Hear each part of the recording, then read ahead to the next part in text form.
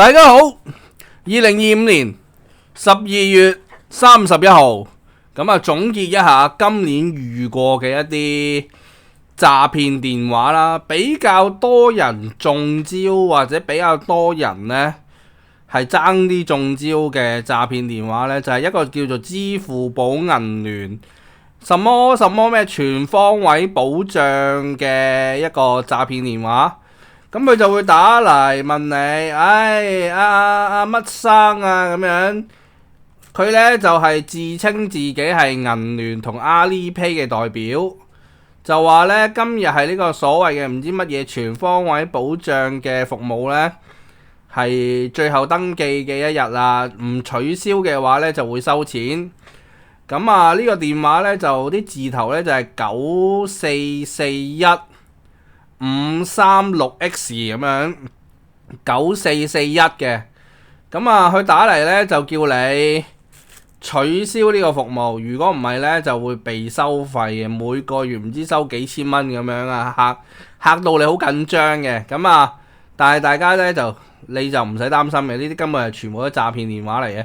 佢就會引導你呢係 WhatsApp 一個不明來歷嘅電話號碼啦，跟住叫佢取消。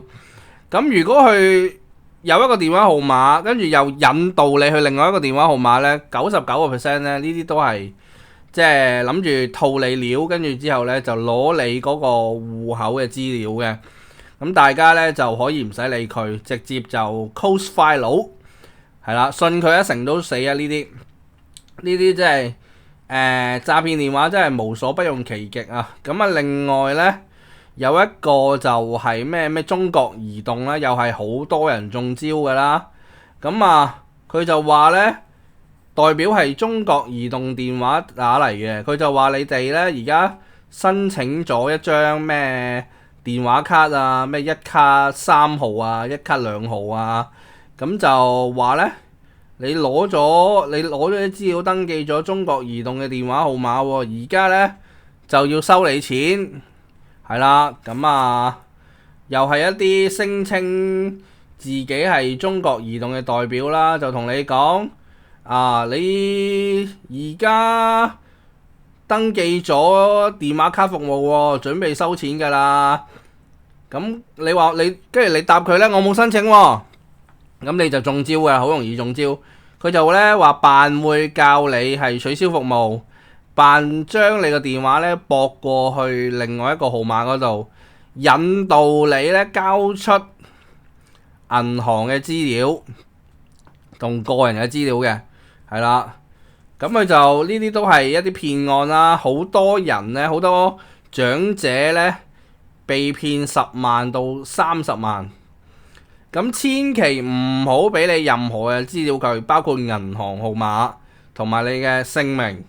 佢只有佢有你嘅電話號碼，但係佢冇你個人資料嘅，係啦，唔好相信佢會幫你取消。你冇登記呢，你直接就熄電話就得㗎啦，唔使理佢㗎啦，係啦。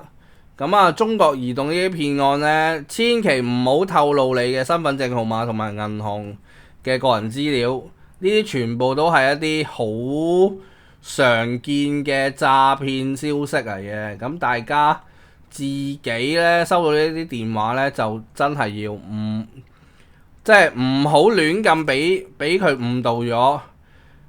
另外最新咧就會係有扮係中電員工啦，係啦，有扮中電員工、港燈員工，佢就有個咩職員號碼，佢仲報個假嘅職員號碼俾你嘅。就話呢，叫你註冊呢個登記，跟住將啲錢轉過去做投資，係啦，即係呢引導你攞你嘅個人資料，係啦。仲有就係今年嚟講呢，就有好多嘅一啲詐騙短信啦。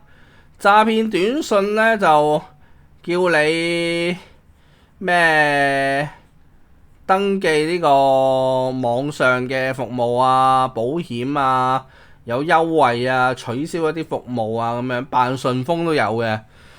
大家呢就真係唔好亂咁去撳入去嗰個網頁，因為咧通常啲詐騙短信咧，佢就叫你撳入嗰個電話號碼或者係聯絡嗰個 WhatsApp 號碼，全部都係詐騙嚟嘅。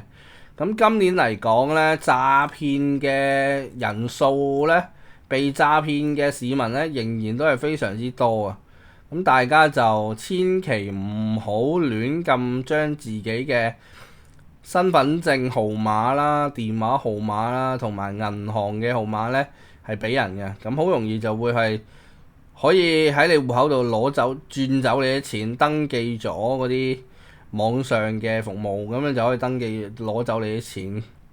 咁啊，仲有嗰啲咩刷單群組嗰啲又係戇鳩噶啦，即係話，哎呀，你幫佢登記一張嗰啲咩刷單，跟住咧就可以攞到錢嗰啲，亦都係騙案嚟噶啦。咁啊，仲有股票嗰啲啦，又話咩投資一啲咩 AI 嘅股票啊，就話咧可以賺幾多幾多啊咁樣咧，叫引你入嗰啲咩群組啊，嗰啲都係一啲騙案嚟嘅。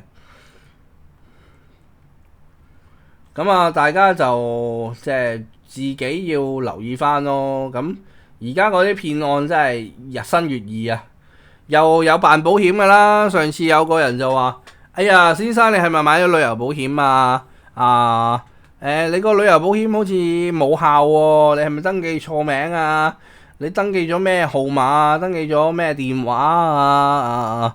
登記咗咩全名啊？咁樣佢就用一啲扮晒攞你資料對資料咧，就攞晒你嘅個人資料，跟住之後咧，佢哋就可能去偽造身份咧，去轉走你啲錢，咁千祈唔好。咁啊，基本上我自己而家都唔會。仲有咧，如果佢哋登入你嘅電話號碼咧，通常你個 SMS 裏面咧，即係而家咧登入某一啲平台咧，你係需要 SMS 噶嘛？即係譬如你登入某個銀行嘅電子服務。佢要你有個 SMS 嘅驗證碼㗎嘛，千祈唔好將個驗證碼係交俾任何人，係啦。咁如果攞你信用卡資料，亦都係啦。嗱，譬如有啲騙徒咧就會問你攞信用卡資料，除咗攞前面卡嗰16個數字之後咧，仲會叫你攞埋最後嗰個3碼㗎嘛。有你張卡背面咧。嗰個簽名位後面係有個卡嘅3碼噶嘛，千祈唔好俾嗰個3碼人哋。如果唔係咧，你就會俾人哋盜用去訂酒店啊，又或者係甚至乎係會可以係上網用你嘅資料咧係買一啲嘢啊，千祈唔好俾信用卡資料人哋。